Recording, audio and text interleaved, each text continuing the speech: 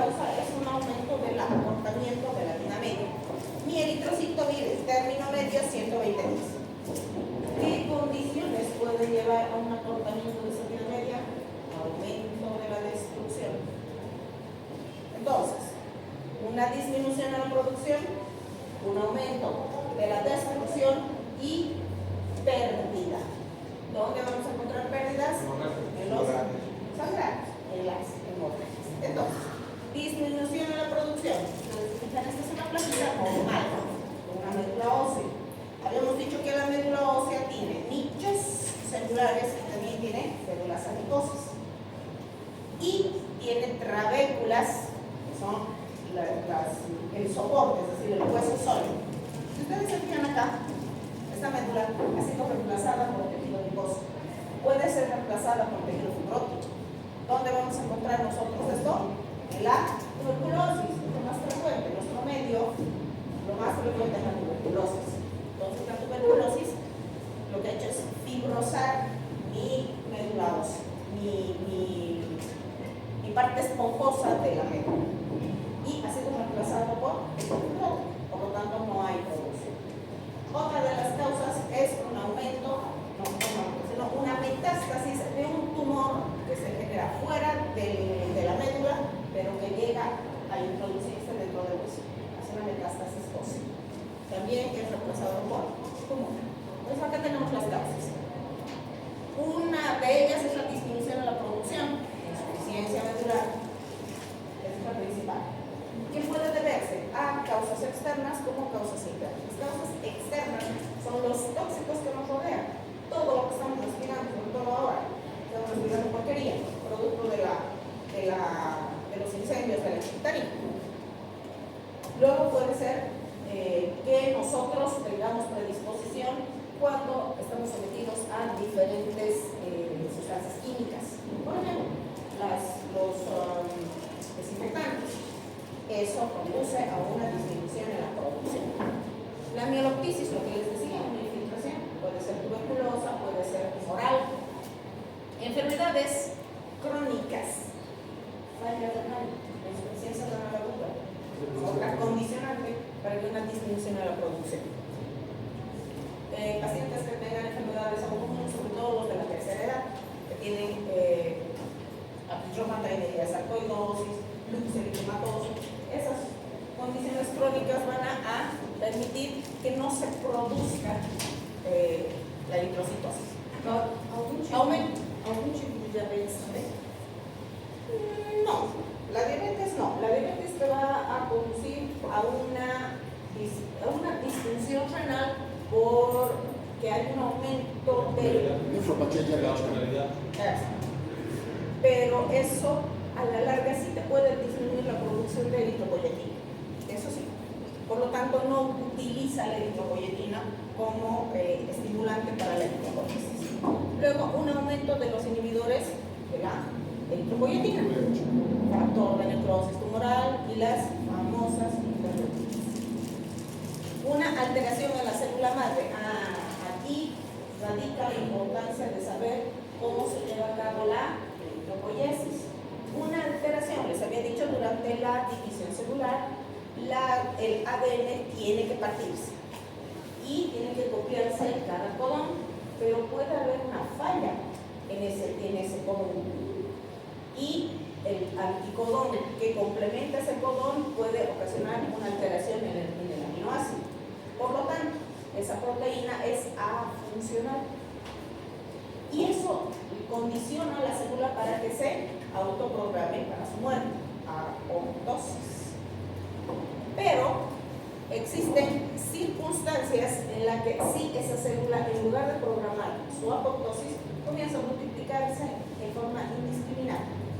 A eso llamamos síndromes mielodisplásicos, que van a condicionar a la aparición de una masa tumoral. Luego tenemos la anemia diseritropoyética. Esto es una falla congénita, netamente. Es una mutación del gen que va a hacer que esta eritropoyetina que produzca el organismo sea ineficaz, no tenga la actividad que tiene que tener, precisamente porque esta eritropoyetina está mutada.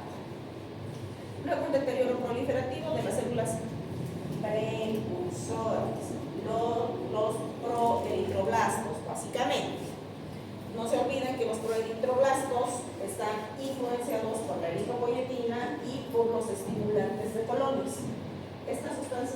que este proeritroblasto se diferencie a eritroblasto sófilo.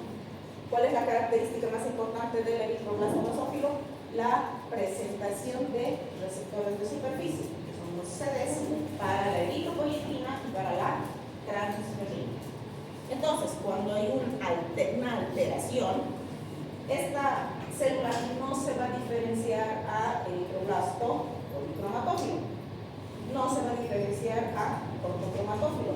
Por lo tanto, no va a poder ingresar el hierro o su ingreso de hierro va a ser insuficiente, va a comenzar a convertirse en una célula flaquita, chiquitita y pálida.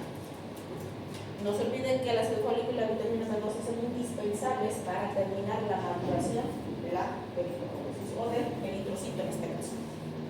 Y defectos en la diferenciación de las células precursoras, ¿no? Déficit de hierro, manera ferropénica, déficit de protoporfirina. Esto ya lo hemos visto cuando hay una alteración en las enzimas durante la formación de la hemoglobina, pues para condicionar a la aparición de porfirias, que estos son defectos, no defectos, sino mutaciones genéticas. Y también la anemia sideroplástica, que es la que vamos a tocar, para que vean cuál es el defecto en este caso, porque la anemia sideroblástica se debe a una ausencia de la alasintetasa. ¿Qué hacía la alasintetasa? ¿Qué hacía la alasintetasa? Utilizaba la proteína 9. No, eso es de la fetopelatasa. ¿Pero tiene que ver con el Tiene que ver con el es la enzima que va a permitir que dos moléculas de succinilcoenzima se unan a dos moléculas de glicina para que formen el ácido gamma-aminoregulario. Este ácido recién va a salir de la mitocondria para seguir su diferenciación hasta protoporfirina 9. Entonces, una ausencia de la alasintetasa ocasiona que ese hierro no sea utilizado por la célula, en este caso por el eritroblasto policromatófilo. Por lo tanto, va a tender a acumularse en la célula, lo que va a condicionar un aumento de la acidez. Vamos a ver más adelante eso. Y déficit de la globina, hasta las células, que también las vamos a tocar ahora. Luego tenemos una pérdida de hemorragias que ya habíamos mencionado, hemorragias agudas, cuando nosotros tenemos el sangrado. Y las crónicas, que generalmente son pérdidas de larga data, gastrointestinal, geniculinaria y principal. Y un aumento de la destrucción, que son las hemólisis. Puede ser inmune o de otra causa, las no inmunes. Generalmente las no inmunes están ocasionadas por los fármacos. Entonces hay que tener mucho cuidado con esto de la administración principalmente de antibióticos, ¿no?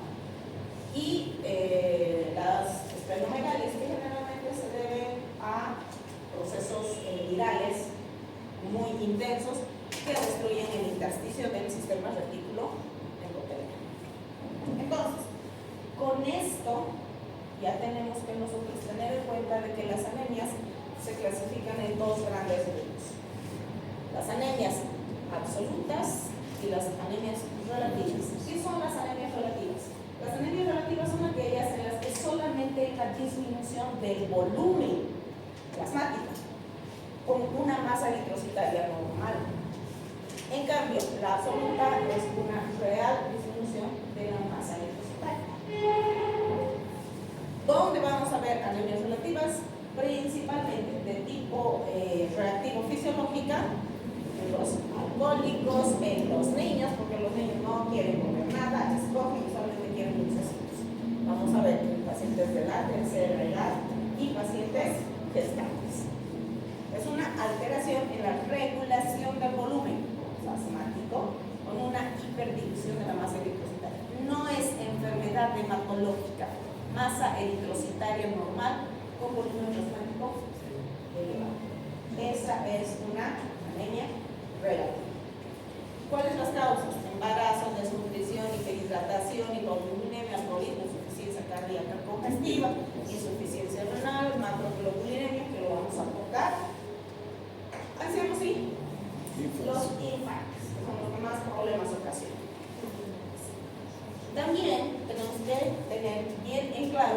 que nuestra anemia absoluta verdadera es una disminución de mi masa eritrocitaria. ¿Cómo determinamos la masa eritrocitaria?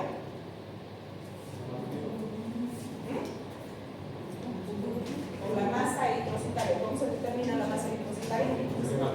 Hematocrito. Exacto. Luego, nosotros tenemos que ver mi morfología eritrocitaria, que a mí eso me va a orientar sobre lo que está sucediendo con el paciente. Y vamos a agarrarnos acá de nuestros reticulocitos. ¿Qué son los reticulocitos? Son las células inmaduras. Exacto. Entonces, aquí tenemos nosotros nuestra célula, nuestra luz intestinal, nuestra célula entérica y tenemos nuestros testículos. Ingerimos, puede ser de forma inadecuada o de forma adecuada, pero cuando tengo una patología de base, tengo que tener mucho cuidado, porque lo que ingresa no necesariamente se utiliza. Entonces, tenemos nosotros con el GESTA, tenemos que ver si el enterocito está funcionando bien, no está funcionando bien, si está permitiendo la entrada de hierro o no está permitiendo la entrada de hierro, si hay algún tipo de proceso inflamatorio, interleuquinas elevadas, se abren las compuertas, no se abren las compuertas, entonces tengo que analizar a mi enterocito. Tengo que ver si no tengo una mala absorción de base. ¿Cuándo voy a tener una mala absorción? Pacientes que tienen una gastritis atrófica, básicamente. Tengo que ver mis precursores eritroides si es que tengo algún problema a nivel medular para ver si esa es la situación. Defecto en la síntesis del hemo o de la adquisición de hierro. No se olviden que tiene que ingresar el hierro a través de los receptores de superficie. Entonces tengo que ir a ver mi línea precursora. Y finalmente tengo que analizar las pérdidas, tanto para varón como para mujer.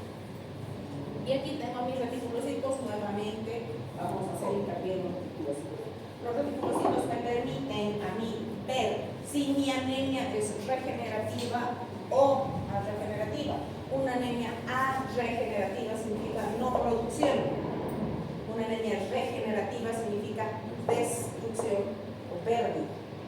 Y esto a mí me va a permitir clasificar a mis anemias por déficit nutricional, hierro de 12 ácido fólico, o puede ser por falla medular, una displasia, una aplasia, una infiltración, lo que tenga el paciente, generalmente de origen neoplásico. Y mis regenerativas, que es destrucción. Destrucción, ¿por qué? Porque hay una hemólisis. Vamos a ver en las anemias hemolíticas la destrucción intracorpuscular y extracorpuscular, y lo vamos a ver a detalle.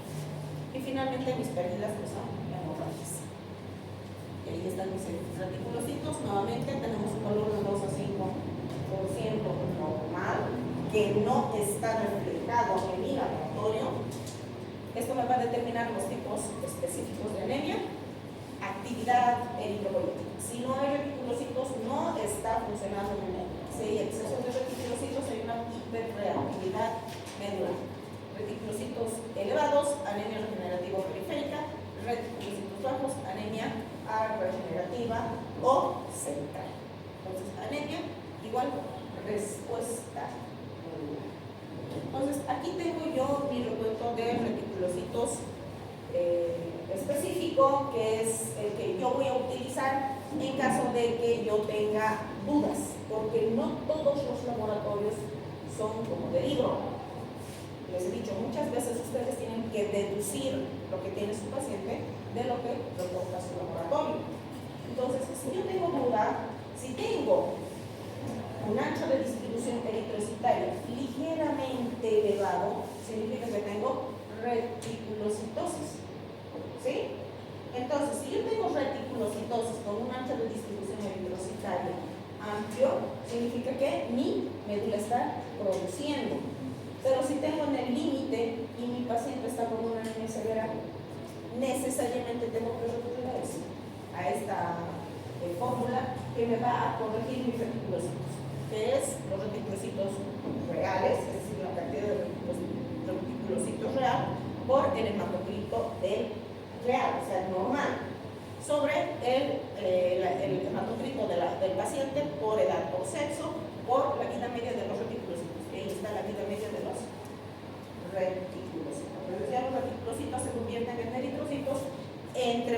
24 y 48 horas, pero están en distintas fases de maduración. Entonces, eso se tiene que ajustar. Ustedes como médicos generales no van a ver muchos tapados, porque no les compete. Eso compete exclusivamente a la especialidad. Pero eventualmente en medicina interna la van a poder ver. ¿Cómo voy a hacer diagnóstico de anemia? Primero, observando a mi paciente. Solo observando la actitud del paciente no se puede dar cuenta de lo que está sucediendo con él. Desde que ingresa a la consulta y se sienta y les comienza a hablar. Los pacientes generalmente entran arrastrando sus pies, con quitarles la 50, apenas se sientan, les miran y con una voz muy tenue de 5 comienzan a hablar. Entonces es importante hacer una buena anamnesis, preguntarle desde cuándo está así, cómo es su dieta, con qué cosas aumenta, si al caminar le produce fatiga, agotamiento, cómo respira, cómo duerme. Tienen que hacer una serie de preguntas para encaminar a su diagnóstico. Su examen físico tiene que ser exhaustivo, desde la punta de su cabello hasta la punta de su dedo de su pie. Tienen que examinar por todo lado. A veces un pequeño detalle les va a orientar a su diagnóstico. Y obviamente el laboratorio va a ser complementario. Cuando yo estoy frente a un paciente con una posible anemia, ¿cómo voy a encontrar al paciente? Adinámico, cansado, con taquipnea, taquicárdico, pálido. Entonces eso me va a orientar. Y cuando yo le pido al laboratorio, tengo que complementar mi diagnóstico. Pero tengo que saber qué cosas voy a pedir. El hemograma puro me va a dar gran parte de la información que yo necesito complementar ese laboratorio. Voy a pedir un hemograma completo, voy a pedir reticulocitos, porque el reticulocito se pide aparte, o lo puedo deducir de mi mismo hemograma. Habíamos visto en varios ejemplos que el ancho de distribución eritrocitaria sale en el papelito del Hulter, sale. Y ustedes pueden deducir sus reticulocitos de eso. Pero si ustedes no tienen ese papel, tienen que pedir reticulocitos. Obviamente, cuando ustedes están pensando que ese paciente está sangrando, gastrointestinal o genitourinario, que sea un sangrado que ustedes no ven, o que sea un portador de neoplasia, en el que sí ustedes no van a ver un sangrado evidente, pero están sospechando de eso. Recuento de plaquetas, bueno, la mayoría de los laboratorios vienen con su recuento de plaquetas, algunos no. Tienen que pedir recuento de plaquetas. ¿Por qué? Porque las plaquetas son parte de su evaluación. ¿Qué tal si mi paciente tiene petequias, tiene hematomas? Yo le estoy pidiendo un hemograma y mi hemograma me dice que tiene disminución de la hemoglobina, disminución del hematocrito, tiene una normocitosis y una normocromía. Tiene una posibilidad de baja de plaquetas porque para estar sangrando así es porque el número está mal. Porque esas lesiones que ustedes se tienen que fijar cuando hagan su evaluación, ustedes van a entrar en el paciente probablemente esté con una trombocitopénica, una cultura trombocitopénica. Entonces, tienen que pedir. Velocidad de eritrosedimentación, ¿por qué? Porque es un reactante inicial. Por lo tanto, les va a decir la evolución de su patología. Y función renal, ¿por qué? Por la eritropoyetina, no orina. Existen otros laboratorios que son complementarios, ustedes los tienen que pedir, porque el hemograma solo no les va a orientar mucho, porque les va a dar parte de la información, no les va a dar toda la información. Entonces tienen que complementar. ¿Con qué? Perfil de hierro, es lo más importante. Porque si yo tengo una anemia microcíclica hipocrónica, tengo 5 patologías en las que pensar. Ferropenia, enfermedad inflamatoria aguda, fase crónica, una talasemia, una anemia sideroblástica y una intoxicación por plomo. Todas son iguales. Entonces, mi perfil de hierro me va a ser mi diagnóstico diferencial. Le va a poner el apellido a mi anemia. Bueno, mi saturación de transferina, que es lo más importante. el hepatograma, la exidina. ¿Qué cosa era la exidina? Hacer transporte afuera de... Era mi llave, era la llave de mi cuerpo. Sí. Exidina abre, Sale. exidina cierra. Sí. Entonces, tengo que pedir exidina. Luego mi perfil tiroideo. Esto es de vital importancia. ¿Por qué? Porque todas las hormonas tiroideas necesitan hierro para su formación. Todas. Y si yo no tengo hierro, mi tiroides no produce hormonas. Y si mi tiroides no produce hormonas, mi tiroides regula todo el sistema hormonal de mi organismo. Si no está produciendo hormonas, no hay eritropoyetina, no hay trombopoyetina, no hay eritropoyesis, no hay trombopoiesis. Entonces, tengo que pedir perfil tiroideo en un paciente del que yo esté sospechando anemia. Es protocolo, no se puede olvidar. Y mi lactato deshidrogenasa.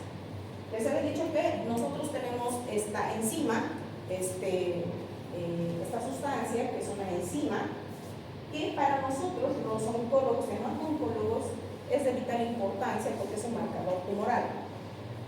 Esta lactato deshidrogenasa existe en todas las células del organismo, pero tiene que tener niveles de referencia. Si mi lactato deshidrogenasa está elevada, significa que mi paciente está destruyendo células en grandes cantidades. Entonces, para mí es un marcador de destrucción activa. También se lo utiliza como un marcador tumoral, pero en este caso, en las anemias, me está diciendo que tiene una destrucción celular activa. Y mi aptoglobina, la aptoglobina es una proteína que solo está presente cuando no hay hierro, nada más. Pero si ustedes quieren la pueden pedir, si no, no.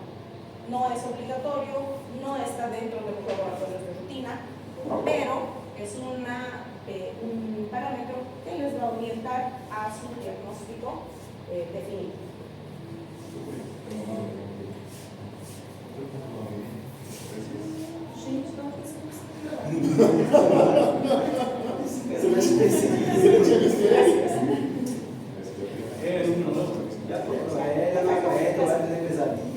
¿Hay pedido permiso para salir? Estoy soñando con usted en la noche. Porque de todo que asusta a nosotros. Ok, vamos a hablar de la clínica de la anemia. Entonces, la clínica depende del grado de compromiso, pero hay signos y síntomas que sí les van a orientar. Por ejemplo, vamos a ir desde les he dicho, tienen que examinar desde el cabello. Un paciente, ¿cómo va a tener? Que tiene anemia, ¿cómo va a tener su cabello? Fino. Fino, quebradizo, decolorado, parece pan seco. Había tenido signos de anemia. Lo siguiente que me voy a fijar es en su piel. Su piel puede estar pálida o puede estar amarilla. Si su piel está pálida, probablemente sea una anemia. Si su piel está amarilla, probablemente se deba a una ictericia. Aquí tenemos que saber cuáles son las causas de una ictericia. Sí. Entonces, hay que hacer diagnósticos diferenciales.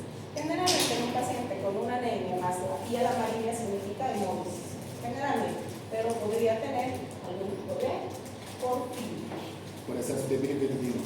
Luego, sus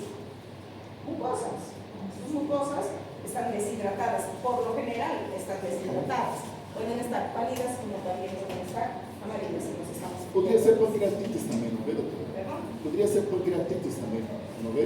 Por eso, puede ser. Sí. Lo que nosotros tenemos que hacer es primero diagnosticar el estado general del paciente. Porque eso es lo que me dice el hemograma. ¿Cómo está? Ya dependiendo de lo que salga, mis laboratorios tendré que hacer complementarios. Pediré ecografía, pediré tomografía, pediré resonancia magnética, lo que tenga que pedir. Pero primero tengo que echar un vistazo de cómo está en ese momento el paciente. Para eso es hemograma. Entonces, seguimos viendo la lengua. La lengua puede estar saboral, puede estar repapilada, puede tener una macrocitis, ganglios, tengo que ver mis ganglios linfáticos, tienen que tocar médico. Médico que no toca a su paciente no es médico. ¿Y cómo ustedes van a perfeccionar su tacto? Es tocarlos entre ustedes. Wow. No permites que otro te toque. Tú te tienes que agarrar el cuello.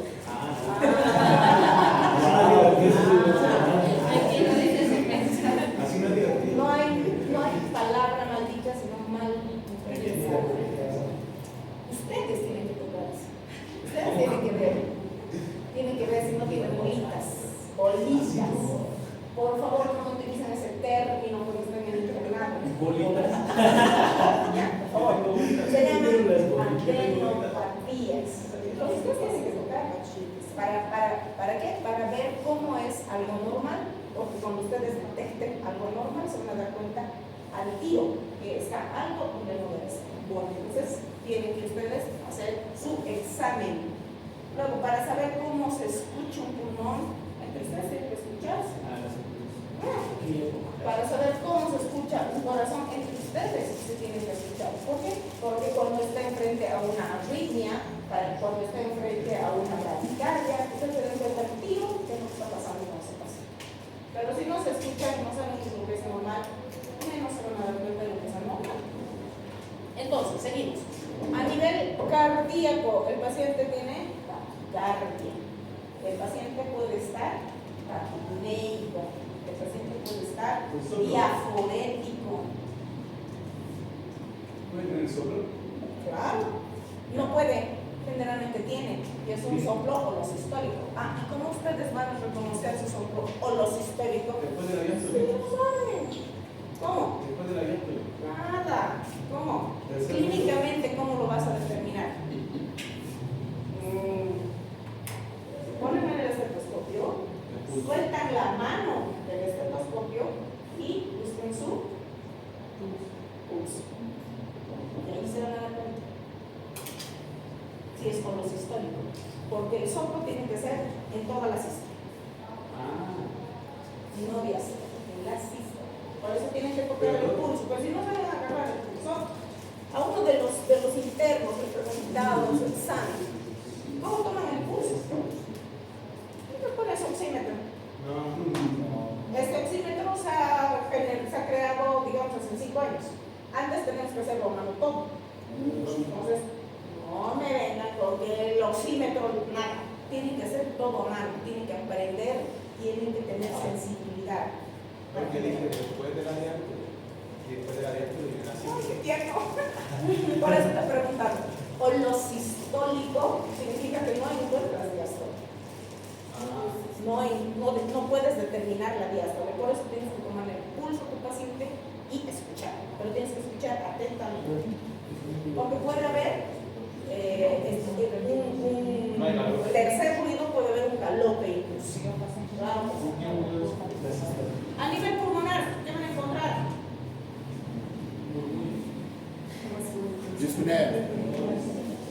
¿Por qué estertores?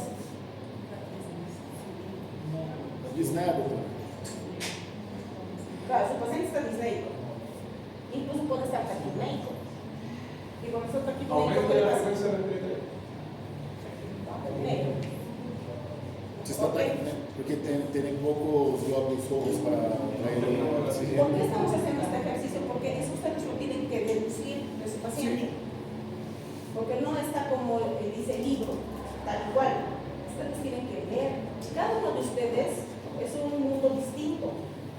Tu corazón es distinto de él, es distinto de él, es distinto de ella. Entonces, tienen que irse acostumbrando a que no está tal y cual. Hay pacientes que son como del libro, tal y cual, explicados. Pacientes que no. Pacientes que tú dices, ay, qué caramba, que tiene este pobre desgraciado, no encuentro la falla. Entonces, eso a ustedes les obliga a deducir. Para eso tienen que hacer un buen examen. Entonces, sí, evidentemente, alguna vez pueden encontrar estertores, alguna vez, pero las más de las veces en un paciente anémico solamente van a encontrar una taquipnea, nada más. A nivel gastrointestinal, su paciente está peristaltismo detenido, con su peristaltismo apagado. ¿Por qué? Porque no hay oxigenación, por lo tanto no hay contracción, no hay peristalsis, está constipado generalmente. A nivel del músculo, su paciente está flácido, está débil, dice que tiene astenia, tiene hiporexia o tal vez incluso hasta anorexia. Eventualmente van a encontrar una esplenomegalia, eventualmente, sobre todo en niños y que son portadores de talasemia. En ellos van a ver ustedes una esplenomegalia muy importante. Luego, después, básicamente hemos deducido la clínica del paciente. Y mi laboratorio, donde yo voy a ver mi número de eritrocitos, que no me hace diagnóstico, pero que me apoya. Voy a ver mi hemoglobina, voy a ver mi hematocrito y mis índices hematímicos. Aquí está el cuadrito que les decía, las diferencias por edades y por altura. Mi laboratorio, habíamos dicho que una molécula de hemoglobina, 4 hierros, 4 oxígenos. 4, 4, 4, 4. Y para mí, sexo femenino es de 12 a 14 y para el sexo masculino de 14 a 16. Dos desviaciones estándar por debajo de la media. Eso tiene que aplicarse. Entonces, mi hemoglobina me hace diagnóstico de anemia y cuando yo inicio tratamiento de mi anemia y no remite, tengo que pensar en una neoplasia. Si pese a los tratamientos que yo le hago a mi paciente no remite su anemia, tengo que pensar en una neoplasia. ¿Cualquier tipo de anemia? Cualquier tipo de anemia. Si tú, por ejemplo, has diagnosticado porque en su laboratorio te ha salido una anemia microcítica crónica, una ferropenia, tú das hierro y tu paciente no nivela sus valores de hemoglobina, quiere decir que tu paciente probablemente tiene una neoplasia secundaria escondida. Entonces, ustedes ya no pueden manejar al paciente, tienen que dedicar. Entonces, aquí está. Este es mi laboratorio donde yo voy a ver mi hemoglobina, mi hematocrito y mis índices hematímicos. ¿No? ¿Entienden? ¿Cuál es la diferencia?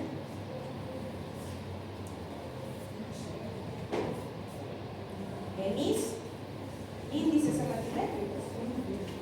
Ahí está la diferencia. Los dos tienen anemia, pero uno tiene índices hematímicos normal, uno de sus índices hematímicos normal y el otro tiene alterado. Entonces, existen todas las posibilidades que se imaginan de alteración existen. Además, que yo les he dicho, tienen que verificarse en sus valores de referencia, porque eso les va a marcar una línea sobre la que ustedes se tienen que pasar. Es probable que del lado izquierdo sea una anemia microcítica, tal vez por hierro, porque los niveles de hemoglobina y volumen corpuscular están bajos junto con su hemoglobina. Y del lado derecho yo no sé específico. Debe ser una anemia. Es una anemia microcítica hipocrómica. Esta es una anemia normocítica hipocrómica. Por eso, no todos los laboratorios van a ser iguales, tal igual como dice la literatura. No, se van a combinar, pero ustedes tienen que deducir qué es lo que se hace su paciente. No, ahí tenemos otro. Donde mis valores, mis índices hematimétricos están dentro de lo normal. Aquí tengo otro laboratorio. Entonces, todos los laboratorios tienen cosas que son propias de la patología. ¿Cómo puede venir patologías combinadas? Vamos a ver la sala. Aquí está. Tengo que fijarme mis valores de. Sí, está medio. Está medio borroso. Ya, pero todo esto se los voy a pasar. Hoy día se los voy a pasar. Ah, está bien. Ya, aquí tengo esto también. Gracias. No, aquí está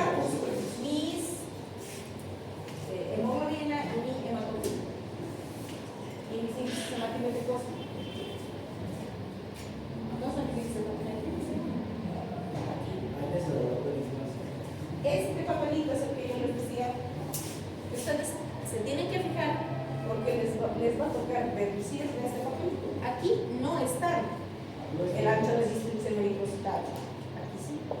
¿Dónde está su ancho de distribución eritrocitaria? Estos son sus índices hematimétricos. ¿Dónde está su ancho de distribución eritrocitaria? Ahí está. Entonces ustedes tienen que fijarse. Ustedes tienen que analizar. Tienen que ver un laboratorio y analizarlo con mucho cuidado. Y no decir, no hay. Ahora, si ustedes dicen, este paciente tiene una anemia, ¿dónde están mis reticulocitos? Lo primero que me tengo que fijar para ver si es central o periférico. Tengo que mirar mi ancho de distribución eritrocitaria. Con eso deduzco mis reticulocitos. Entonces, tengo mi hemoglobina baja y lo primero que tengo que ver, índices hematimétricos. Mi normocito tiene que tener un volumen corpuscular medio de 80 100 hectolitros. Por debajo de eso o por encima de eso. Este normocito contiene ese volumen. Si está por debajo de ese volumen, son microcito. Si está por encima de ese volumen, macrocito. Entonces, mis anemias microcíticas, neutropénica, enfermedad crónica, sideroblástica, talasemia, intoxicación por plomo.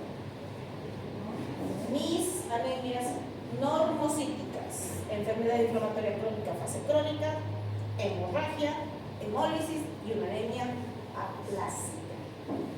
Y una anemia, una macrocitosis, tengo que hacer dos grupos. Una que es megaloblástica, una no megaloblástica. La megaloblástica es por déficit de vitaminas, B12, ácido fólico y lo intrínseco. Y la no megaloblástica por hepatopatía, nefropatía, hipotiroidismo inducida por fármaco o síndrome de Entonces, no se fijan. Hay un montón de anemias. Hay un sinfín de anemias. Y todas las tienen que diagnosticar ustedes como médicos generales. Ninguna de estas tienen puede hacer, a más que la anemia aplásica. Después, todas las tienen que diagnosticar ustedes. ¿Ok? Con su examen físico, su anamnesis y sus laboratorios complementarios. Por esto les decía, ustedes tienen que pedir a su paciente. Doctor, En fin, ¿qué es anemia por déficit de factor insulínico? factor intrínseco. Ah, sí, como que vean el Exacto. Hay que contarlo. No, está bien. Si ustedes lo entienden, me tienen que preguntar. Es obvio. Tienen que preguntar. Porque es la única manera de que yo pueda saber que ustedes no están entendiendo. Pues uno me pregunta y yo tengo que dar por hecho que no entiendo todo. Y yo tengo que seguir pasando, porque ahí los minutos me están pisando. ¿Puedo ir a mí? ¿Perdón? ¿Puedo ir a mí? Pues, Pero me espero la 11. no. Muy rápido. Hola. Entonces, les decía, tenemos que pedir perfil de hierro. Porque cuando estoy frente a una anemia microcítica hipocrómica, es mucha la materia que yo tengo que descartar. Ser una neutropenia, ser una enfermedad inflamatoria crónica, ser una talasemia, ser una anemia sideroblástica, ser una intoxicación por plomo. ¿Dónde ustedes van a ver intoxicación por plomo? En los que trabajan en minas. No, aquí no, ya no tanto. Antes era frecuente porque las pinturas traían plomo. Ahora ya no, está prohibido. No solamente eran las pinturas, había muchos otros artefactos, como por ejemplo el maquillaje traía plomo, inclusive traían en menos cantidad, pero sí traían el maquillaje plomo. Las cremas, son muchas sustancias con las que nosotros estamos en contacto, que tienen bastante contenido de plomo. Entonces había intoxicaciones por plomo muy frecuentes. Ahora solamente son los que trabajan en la parte minera. ¿Y los beneficios también no beneficios de poco? Claro. Entonces, pues yo tengo que saber qué le está pasando a mi paciente, porque si dice mi hemograma y microcítica hipocrómica, son 5 patologías. Entonces, sí tengo que pedir necesariamente su perfil de hierro para hacer mi diagnóstico diferencial. Porque si no hago mi diagnóstico diferencial y le doy hierro y mi paciente tenía una anemia sideroblástica, voy a empeorar su patología. Si mi paciente tiene una talasemia, ¿para qué le voy a dar hierro si sus niveles de hierro son normales? Entonces necesito mi perfil de hierro. Entonces, esto es lo que yo pido. Ese es mi perfil de hierro. Lo primero que voy a analizar es mi hierro circulante, porque mis niveles de depósito y mis niveles de hierro funcional dependen de mi hierro férico, de mi hierro circulante. Ya les he dicho, el hierro circulante es el que le va a decir al hígado: no hay hierro, necesito abrir esa puerta. No solamente se abre la puerta del enterocito, también lo hace del macrófago, donde se encuentra el depósito. Entonces, no solamente hace que aumente la ingesta, sino que se liberen los depósitos. Entonces, necesito mi hierro serio.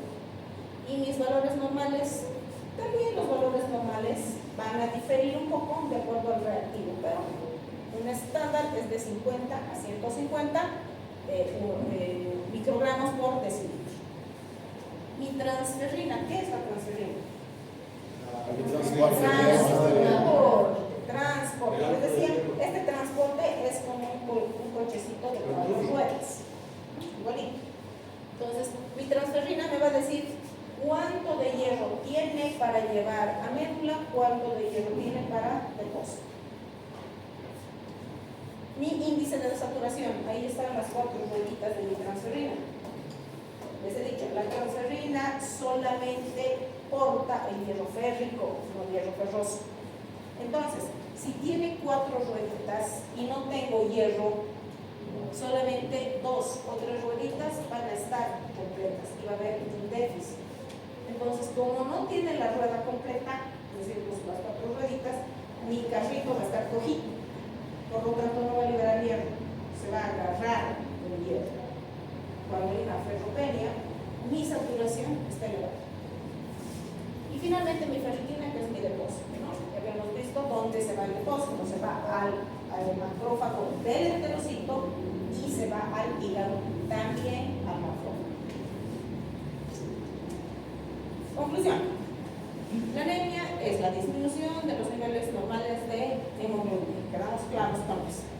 Puede ser una manifestación de una enfermedad hematológica o secundaria a otras enfermedades. La anemia per se no es una patología, es una consecuencia de una patología.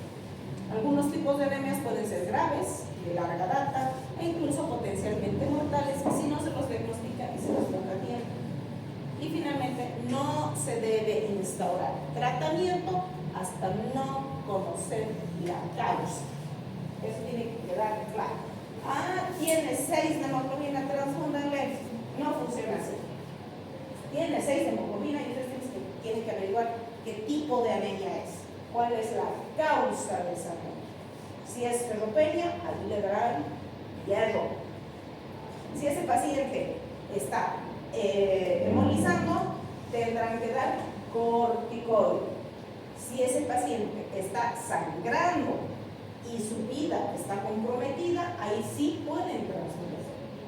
Si ese paciente tiene una talasemia, periódicamente se le puede dar un poco de transfusión, pero eso es un problema genético, no lo van a solucionar, al igual que la anemia sideroblástica.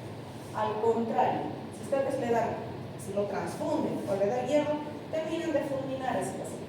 A ese paciente hay que quedar.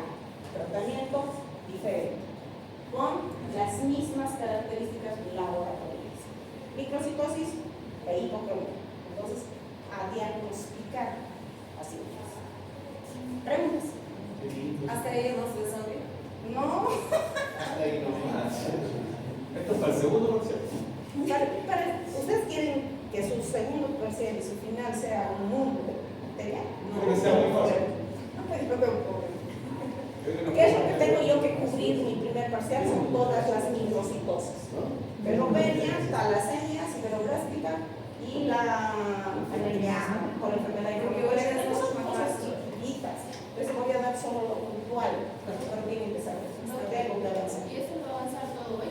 ¿Por qué no lo último? Hoy, porque es un...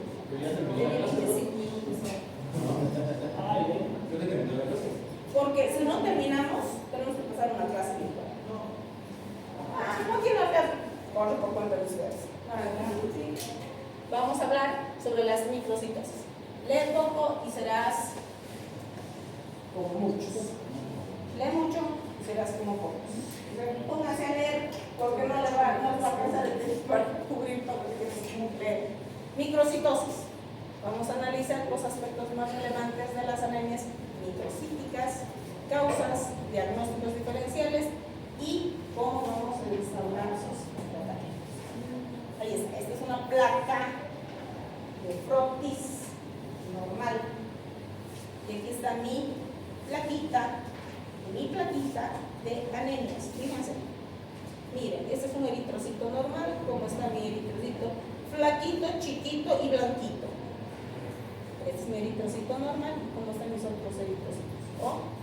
Miren, mi eritrocito tiene que estar intensamente teñido, la periferia con un centro pálido. ¿Y cómo está? Todo mi eritrocito está pálido. Es una anemia hipocrónica. Anemia, distribución de la hemoglobina. Ya hemos recalcado, dos desviaciones estándar por debajo de la media. Microcítica con un volumen corpuscular medio. Disminuido. E hipocrónico, que nos va a indicar una alteración de la conformación de la hemoglobina. Que pueden ser hiporreactivas o que pueden ser reactivas. Tipos de microcitosis: ferropenia, enfermedades inflamatorias crónicas, intoxicación, anemia sideroblastica, talasemias y algunos otros que los vamos a tocar así por las caras. Esta parte la vamos a ver en la parte de oncolinopatías, que son las talasemias.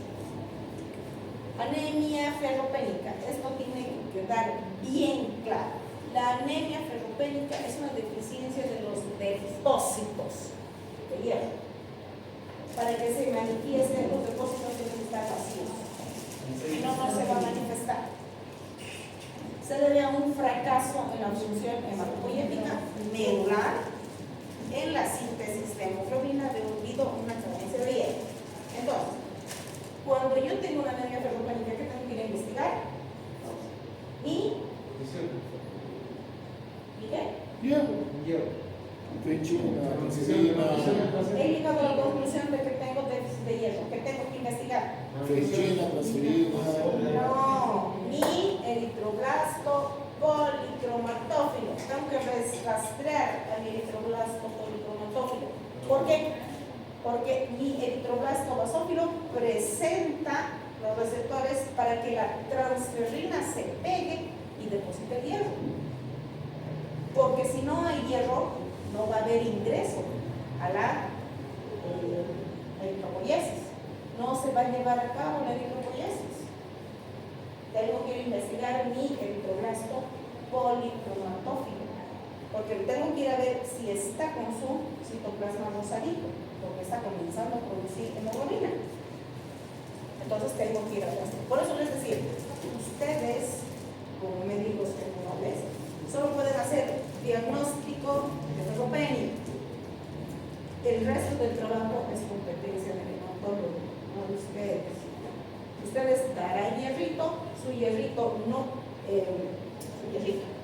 hemoglobina no normaliza, derivan al pacientito, pero tienen que hacer diagnóstico de anemia ferropénica. Eso sí les compete a ustedes. Y para el diagnóstico nos pasamos del hemograma. En el hemograma y perfil de hierro. ¿La transferina? ¿La transferina no? ¿La qué? ¿La transferina? Todo el perfil de hierro.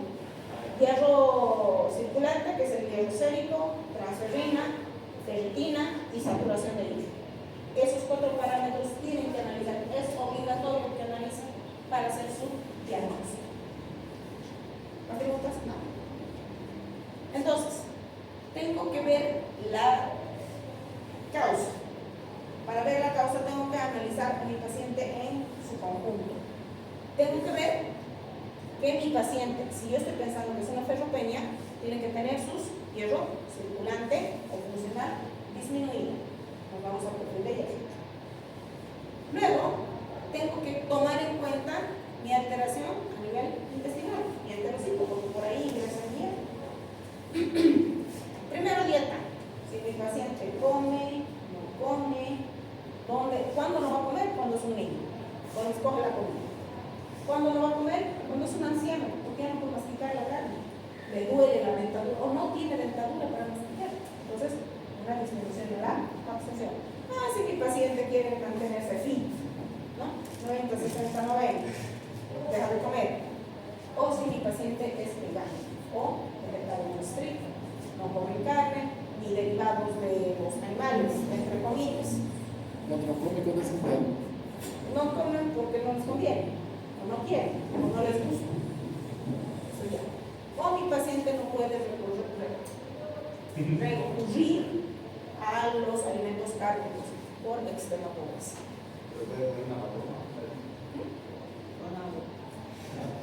Tengo que ver si mi paciente está absorbiendo de manera adecuada no solamente la carne, sino los demás alimentos. Entonces, tengo que ver si mi paciente no está con una diarrea por parasitosis. Porque si ustedes tienen una tenia ahí adentro, ustedes engordan a la tenia, pero no engordan ustedes. Entonces hay que ver. Pacientes que tienen unas diarreas mucosas, principalmente, nos orientan a eso. ¿Qué es la esteroide? Luego, tengo que ver un aumento de las necesidades. ¿Cuándo va a aumentar las necesidades de hierro? Gordas. Cuando estamos gordas, embarazadas. Porque todo lo que se va, directamente, todo lo que entra se va directamente al bebé. Lactancia y niños. Y pérdidas. Genitourinario y gastrointestinal. Genitourinario generalmente es en la mujer. Gastrointestinal es en el varón. Entonces, yo tengo que ver que existen además otras condicionantes que van a aumentar o van a disminuir mi absorción de hierro. ¿Qué cosas van a disminuir mi absorción de hierro? La hipocloridria. ¿Cuándo vamos a tener nosotros hipocloridria? Abuso de lo omeprazol. Exacto. Cuando tomo, me duele mi cabeza, omeprazol, me duele mi uña, omeprazol, me duele mi cabello, omeprazol. He visto pacientes que han tomado omeprazol durante 3 años consecutivos. Entonces, todo tiene un tiempo de tratamiento. El omeprazol tiene que ir acompañado de los medicamentos, si es para el Helicobacter pylori, por 14 días. Y tiene que descansar 10. Puede tomar otros 14, pero tiene que descansar 10. Porque esa célula entérica tiene que renovarse. Leche de vaca. Dicen que la leche de vaca disminuye la absorción de hierro. ¿Por qué será? Por el calcio. Exacto. Porque compite por su absorción a través de sus receptores celulares. Folatos, fibra. La fibra lo que hace es arrastrar y sacar toda la primera capa de células entéricas cuando comen las ensaladas. Entonces, por descamación se va. Sobrecarga de hierro, sodio. Ustedes tienen un aumento del hierro sérico, se cierran las puertas. Y el proceso inflamatorio por los ojos. ¿Qué cosas van a aumentar la absorción? El pH ácido, la vitamina C. Por eso se le da su hierrito con un jugo de cítrico. Aumento de la electropoiesis.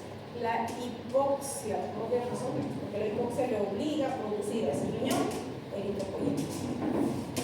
Azúcares y las carnes y pescados, obviamente, porque esos son los que están contenidos en hierro hémico, que es el que más fácil absorbe. Etapas de la ferropenia. Hay una ferropenia latente que se caracteriza por una disminución en los depósitos, pero mi hígado, mi vaso y mi médula son normales y no hay alteraciones a nivel laboratorio, pero sí hay depósitos bajos, solo depósito bajo, nada más. La ferropenia sin anemia, donde mi hierro circulante es ya el que se manifiesta, a diferencia de este que solo es mi depósito, este ya mi hierro circulante es el que está disminuido. negativo y ya mi alteración laboratorial se puede manifestar, pero no hay clínica. Y finalmente mi ferropenia, donde voy a tener tanto alteraciones laboratoriales como alteraciones clínicas. Ya hemos visto la parte general, lo más llamativo de un paciente que es portador de anemia, pero existen ciertos signos y síntomas que sí nos orientan a una ferropenia. Por ejemplo, la alopecia es característico del paciente ferropénico de larga edad. La peinitis, esa inflamación que se manifiesta en las comisuras labiales. La pica, compulsión por comer, porque no es comestible. La coiloniquia, la glositis, inflamación de la lengua, y la depapilación es típico de la deficiencia de B12. Y finalmente la pagopagia, que es una compulsión por comer hierro. Mi frotis de sangre periférica aquí me ayuda muchísimo. Por eso ustedes tienen que fijarse en su frotis de sangre periférica. Obviamente sus índices hematimétricos les van a decir que su paciente tiene un volumen corpuscular medio disminuido y una hemoglobina corpuscular media disminuida. Pero no se olviden que la anisocitosis está en su frotis de sangre periférica. Y anisocitosis igual reticulocitosis. Entonces tienen que fijarse en su frotis de sangre periférica. Además, su frotis de sangre periférico les va a decir, tienen ovalocitos, tienen angiocitos, tienen esferocitos. Eso les va a orientar a patologías específicas. ¿Y qué es lo que yo voy a buscar en mi paciente? En su perfil de hierro, principalmente en sangre periférica, voy a encontrar mi volumen corpuscular medio disminuido, mi ancho de distribución eritrocitaria elevado, mi ferritina bajo, mi hierro sérico bajo, mi capacidad de fijación está elevada y mi índice de saturación está disminuido. ¿Qué voy a buscar en médula? Voy a ir a ver mis receptores para la transferrina, que van a estar elevados porque no hay hierro. Y mi hierro en medular está bajo o cero. Eso yo voy a ir a rastrear directamente a mi médula. Y bueno, estos son los valores de referencia de cada uno de los componentes del perfil de hierro. No sé qué me está picando mi garganta. Si yo encuentro una discrepancia en mis laboratorios, por eso les decía, no siempre se va a presentar con hierro sérico bajo, su ferritina baja, o su ferritina alta, o su ferritina baja, no siempre.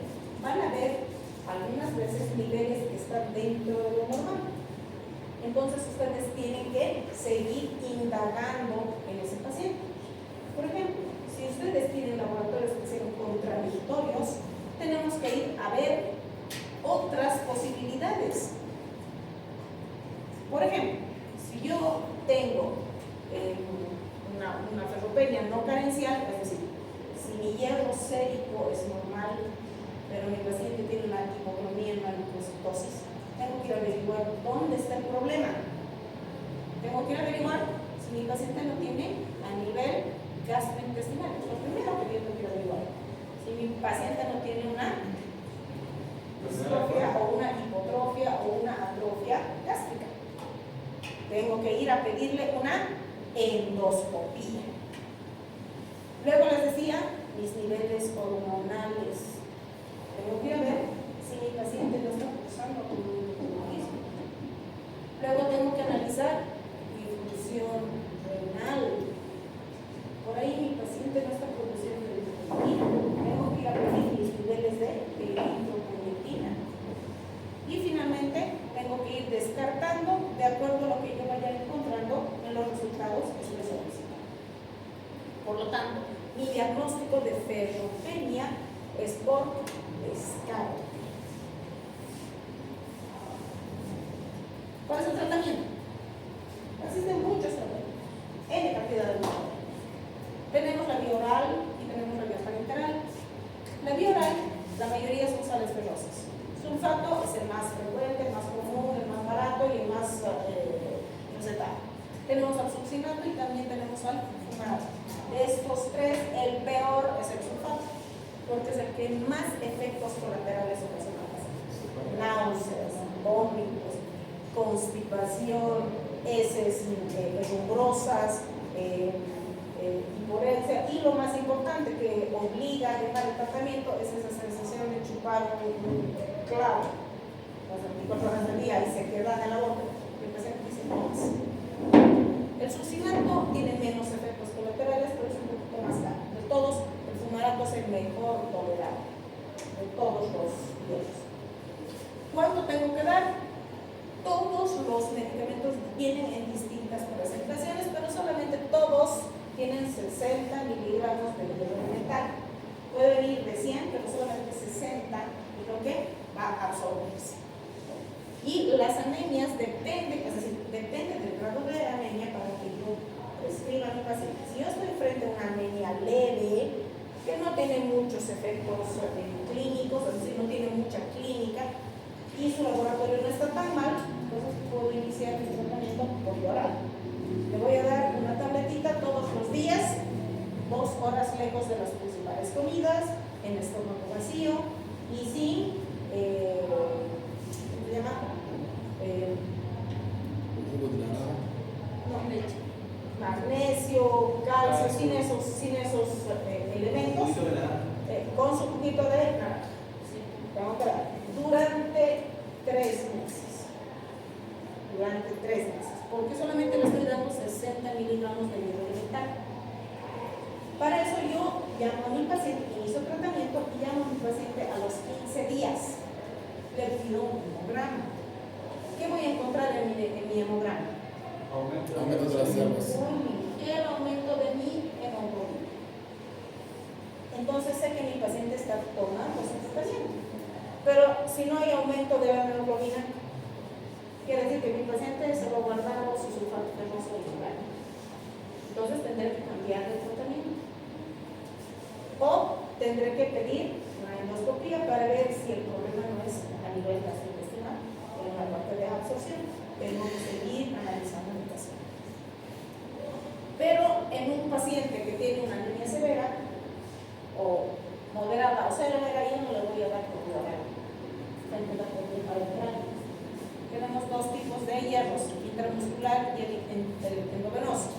El intramuscular viene como hierro de extremo, tiene 100 miligramos de hierro elemental, es un poquito más que la vía oral, pero es terriblemente doloroso,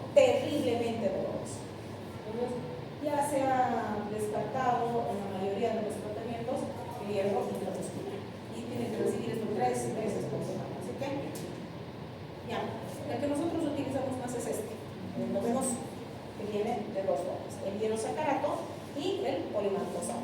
De estos dos, el polimaltosado es superior a grado. Con 2 ampollas solucionan su problema. Pero cada ampolla cuesta alrededor de 300 bolivianos. Pero eso no. El hierosacarato también tiene 100 miligramos de hierro elemental. Y hay que aplicar 1 a 2 ampollas en un suero y hay que ponerlo en 40 minutos. Es decir, 40 gotas por minuto, que está más o menos en 1 hora y media. Y el polimaltosado, que es una maravilla, directamente viene preparado, tiene 500 miligramos de hierro elemental. Con 2 ampollas solucionamos su problema. Y esto se lo puede hacer hoy día y luego en 7 días o 10 días. Se acabó el problema. Todos sus depósitos están llenos de hierro. Pero aquí el problema es el costo. No todos pueden recurrir al hierro polimaltosado. Aquí tenemos un caso lactante de 11 meses, sexo masculino, que en un control de salud, un control general, llevado por sus padres, se encuentra con palidez de piel y mucosis. Su peso en el momento del nacimiento fue de 2,400, su desarrollo psicomotor y crecimiento era normal, recibía pecho materno, ayuda de mano, 2 comidas diarias. Entonces, el niño no tenía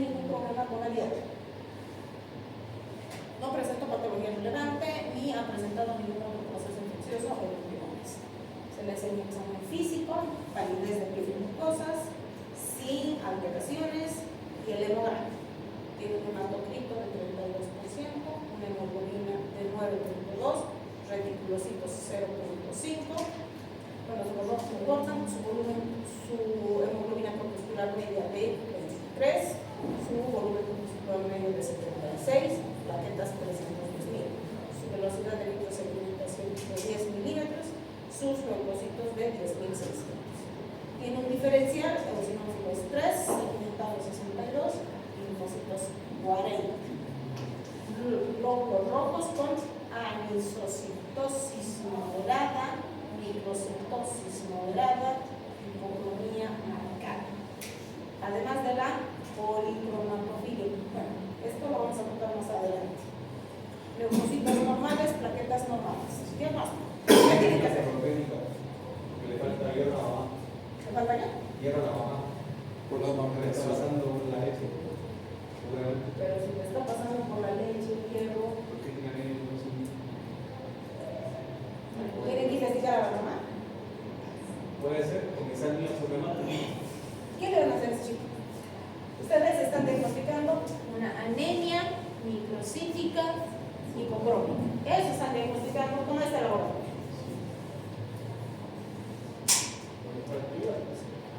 Puede ser que la absorción del niño no se está Tienen que hacer diagnóstico diferencial de una neutropenia, enfermedad inflamatoria crónica, talasemia, sideroblástica, intoxicación por plomo. Toditas encajan en el chico. Talasemia porque es un niño, puede tener una hemoglobinopatía. Sí. Anemia sideroblástica, probablemente es un problema genético, no sabemos. Una enfermedad inflamatoria crónica. ¿Cómo la voy a descartar con esto? Por la leucocitosis. Por la leucocitos y por la metástasis aguda. Tiene 10.600 y tiene 62 de segmentados. Para su edad todavía. No tiene proceso inflamatorio. Desde mi perspectiva, no tiene. ¿No tiene? Su vez tampoco está elevada. Sí, por eso. Pues sería. Ya he descartado uno. Ya he hecho mi diagnóstico diferencial por enfermedad inflamatoria crónica. Pero tengo otras 4. ¿Qué tengo que hacer? Pedir más estudios. Exacto. Perfil de hierro. Eso es lo que hay que hacer. Ahí está su perfil de hierro. ¿Cómo está su hierro sérico? Bajo. ¿Cómo está su índice de su transferrina? ¿Cómo está su saturación? Bajo. ¿Cómo está su ferritina? ¿Usted tiene una anemia? Fácil. Solamente con su perfil de hierro ustedes ya han descartado otras 4 patologías y han confirmado su diagnóstico de ferropenia. ¿A qué se puede deber la ferropenia en los niños? ¿Qué no está pasando? En este caso, no, pero este niño tiene leche a libre demanda y hermanas comidas. ¿A qué se puede deber esa anemia? La leche. Por la mala absorción porque la leche disminuye la absorción del hierro. Habría que analizar la absorción. Sí. Habría que analizar. No estamos haciendo, no estamos resolviendo el caso clínico, simplemente estamos viendo cómo nos vamos a enfocar para hacer el diagnóstico de la patología de base. Pero no vamos a analizar al bebé, sino cómo podemos analizar al bebé. Eso es lo que estamos haciendo. ¿Nos queda claro? Ustedes están frente a una hipocromía y a una microcitosis. Lo primero que tienen que pedir. No se pide a todos, por si acaso, perfil de hierro. Cuando yo voy al médico con un control general, me va a pedir mi hemograma. Y mi hemograma va a decir, tiene una hipocromía y microcitosis. Recién se pide perfil de hierro. No se pide un hemograma, salvo que tenga clínica muy evidente. Palidez, el pelo seco, pajizo, algo que el bebé estuviera flaco, signos claros, ¿no? De su ositis, tainitis, con todo lo que hemos visto clínicamente. Si el paciente está así, sí, pido hemograma y perfil de hierro. Pero si no tiene mucha clínica, pues solamente pido un hemograma. Y cuando veo mi hemograma recién pido perfil de hierro. Deve ser por causa da alimentação, porque ele tem 11 meses e a comida diária 2 vezes ao dia. Essa comida pode ser tipo papa, sem carne, sem queijo, sem feijão, pode ser alimentação. Exacto, puede ser alimentación, pero no estamos analizando por qué, estamos analizando cómo llegar al diagnóstico. Las explicaciones varían. ¿Por qué? Por lo primero que yo tengo que es analizar a sus padres qué come ese niño y cómo está comiendo, porque puedo decir, yo le preparo 2 comidas al día, come, después de los meses el niño no come, comen 2, 3 cucharas y lo dejan. Para muchas mamás eso es comer. Una de ellas es mi prima, por ejemplo. Sus 2 chiquitos son así de flaquitos. Fulanito, ven a comer. Pone su plato ahí, 2 cucharas. ¿No vas a terminar? No, se lo levanta. Oye, agarrarle del cuello y encajarle, está el periodo de crecimiento. No, crecer su cerebro. Que vengan porque no le haga berrinche al niño, cómela. Y eso puede suceder, eso es porque generalmente sucede. En cambio, a mi hijo, mi mamá le agarraba del cuello y le hacía comer. Entonces, perfil de hierro. ¿Quedamos claros? Dos. Espero que ponga ese mismo caso en el parcial. ¿Perdón? Espero que ponga ese mismo caso en el parcial. Vamos a ver las enfermedades inflamatorias crónicas. Esto es canelita, si ustedes han entendido lo que es esto.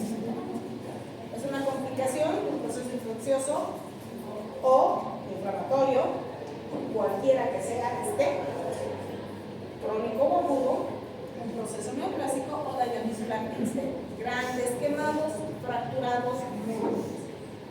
Proceso inflamatorio. Igual, Infecciones. interleuquinas. Proceso inflamatorio, igual interleuquinas. Se cierra todo de todo. No hay absorción y no hay liberación. Aparece por lo general entre 1 a 2 meses después de iniciar la causa. No es inmediato. Hay alteraciones mediadas por citocinas inflamatorias, interleuquinas 1, 3, 6 y el factor de necrosis tumoral, propios del proceso inflamatorio. Esas son las causas. Entonces, aquí tengo mi proceso inflamatorio, donde tengo mis interleuquinas. Mi hígado no produce hepcidina. Mi eritrocito vive menos de 120 días. Hay una hipoxia. No hay producción a nivel renal de eritropoyetina, por lo tanto, mi producción disminuye. Por interleuquinas. Entonces, ¿cómo voy a hacer mi diagnóstico diferencial? Con mi propio hemograma. Veo que mi paciente tiene una hipocromía microcitosis, lo primero que me fijo son los leucocitos. Leucocitosis con neutrofilia y ya sé que son interleuquinas. Fácil. Carmelita. Causas. Disminución de la vida media. Hay una insuficiencia relativa medular en la que voy a ver que no hay una respuesta a la hipoxia del eritropoyetina, o sea, no se produce. ¿Por qué? Porque las interleuquinas evitan la producción. Esto se debe a neoplasia o una falta de accesibilidad al hierro por un aumento de la hepcidina. Disminución de la liberación. Y dificultad de la liberación visual. Entonces, ¿qué voy a hacer? ¿Cómo voy a hacer el diagnóstico? Anemia de inicio en un proceso inflamatorio es normocítico, normocrónico, eso es lo común. Pero cuando ya he entrado en una fase crónica, ya voy a encontrar microcitosis e hipocromía. De inicio es normocítico, normocrónico. Eso tiene que dar claro. Mi ancho de distribución eritrocitaria es normal, no se altera, porque no hay un aumento de los eritrocitos. Incluso pueden estar bajos. Mi velocidad de microsedimentación o sedimentación globular y PCR están elevados, lo que confirma mi proceso inflamatorio agudo. ¿Cuál es mi tratamiento? Enfermedades. ¿Tiene inflamación? Hay que controlar ese proceso inflamatorio. La anemia solita, no necesitan darle nada. No administrar hierro u otros hematínicos, salvo se demuestre una deficiencia concomitante. Lo que les decía, puede haber una insuficiencia pura de hierro, como puede ser una mezcla de una neutropenia con un proceso inflamatorio. Entonces, ustedes solamente le van a dar hierro si demuestran que tiene deficiencia de hierro, si no, no. La transfusión muy rara, salvo que esté comprometiendo la vida del paciente. Por ejemplo, un paciente cardiópata, un paciente que tenga una insuficiencia cardíaca y que encima tenga anemia. Ahí sí, tienen que darle una unidad de sangre para estabilizar la situación. Y el resto se ocupan los antiinflamatorios o los corticoides dependiendo de la patología de base situacional. Hay que valorar en forma individual la administración de eritropoyetina. Si su paciente tiene una función renal normal con niveles normales de eritropoyetina, no le dan eritropoyetina. Si su paciente tiene una insuficiencia renal por diabetes o porque tenga una autoinmune, sus niveles de eritropoyetina van a estar bajos. A ese paciente sí le dan eritropoyetina. Los pacientes renales, la mayoría necesitan eritropoyetina porque su riñón no produce eritropoyetina por su fallo renal. Entonces viven del eritropoyetina. Paciente con eritropoyetina, pero eso tienen que valorar ustedes con los niveles de eritropoyetina y su lápiz. Y con eso se soluciona el problema. Ahí acabamos con enfermedad inflamatoria. Caso clínico. Se pierde un poco de tiempo. ¿Qué hora es? Sí. Vamos a ver a la doctora. Vamos a terminar esto.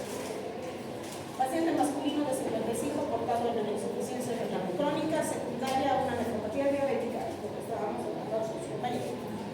Tiene antecedentes de hipertensión arterial, diabetes mellitus en tratamiento farmacológico, dislipidemia, hiperglicemia sintomática con crisis gotosa ocasional. O sea, es un enfermo andante.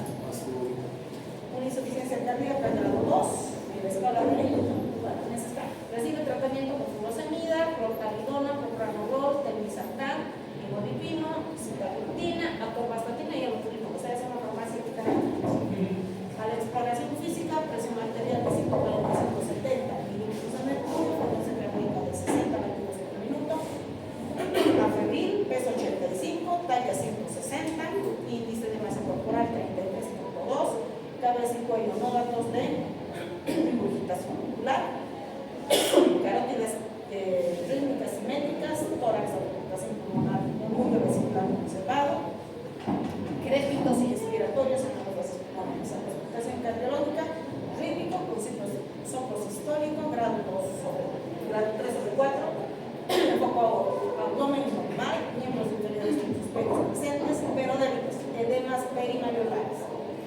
Hemograma, hemoglobina de 9.1, hemoglobina de 28, volumen corpuscular medio 79, una hemoglobina corpuscular media de 30, concentración, bueno, hasta mi parte, plaquetas de 239.000, leucocitos 4.700, neutrófilos 42, linfocitos 43, monocitos 7, eosinófilos 3 y basófilos 0.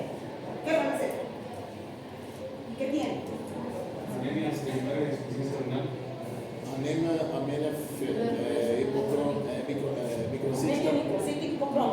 hipocrónica por baja de, puede ser por baja de eritropoyetina por alteración renal. Y no nos vamos a centrar en la patología de base de su paciente, nos vamos a enfocar en esto, que es hemograma. Nosotros tenemos que diagnosticar anemia, insuficiencia renal. Entonces, perfil F. Tiene una anemia microcítica hipocrónica. Tengo 5 patologías. ¿Qué tengo que hacer con los pacientes? ¿Qué le voy a pedir? Perfil de hierro. ¿Qué más? Hemograma, creatinina. ¿Qué tiene hemograma? Creatinina. ¿Qué más? Función hepática. ¿Qué le voy a pedir? Perfil tiroideo. ¿Qué más voy a pedir?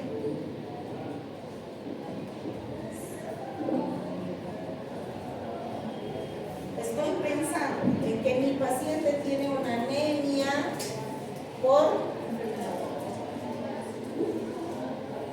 ferropenia. Un hombre de 55 años puede tener ferropenia. No. Entonces, ¿por? La disminución de la producción de eritropoyetina. Entonces, ¿qué tengo que pedir? Eritropoyetina sérica. Tengo que pedir eritropoyetina sérica. Ahí está. Si glicemia 139 es con hemoglobina glucosilada, que ni siquiera mi corazón, o sea, está de 6.8, su creatinina de 1.9. Ácido úrico 7, colesterol 237, triglicéridos 238, LDH de